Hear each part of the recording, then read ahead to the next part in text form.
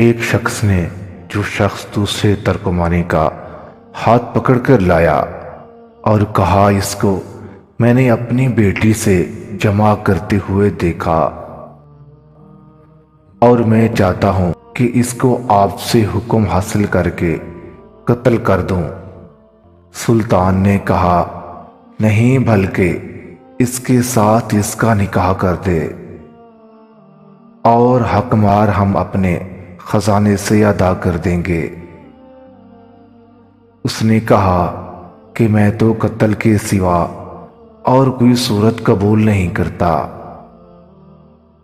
سلطان نے حکم دیا کہ تلوار لاؤ، تو تلوار حاضر کی گئی اور تلوار کو میان سے نکالا اور لڑکی کے باپ سے کہا کہ آگے آؤ، اور اس کو تلوار دی اور اپنے ہاتھ میں میان سنبھال لی، اور لڑکی کے باپ سے کہا، اس تلوار کو میان میں دے دو۔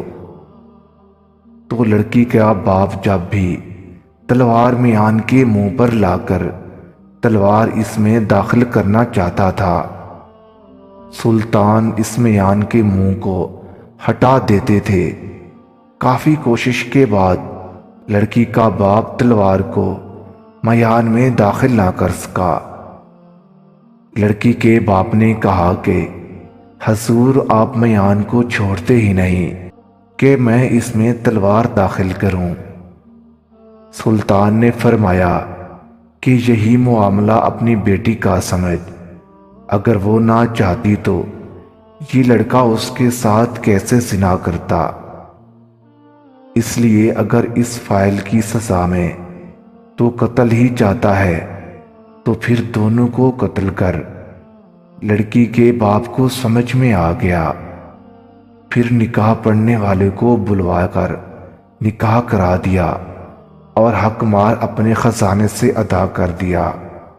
اس لیے اللہ نے فرمایا، زنا کرنے والے دونوں کو سنسار کیا جائے، کیونکہ دونوں سزا کے مرتکب ہیں۔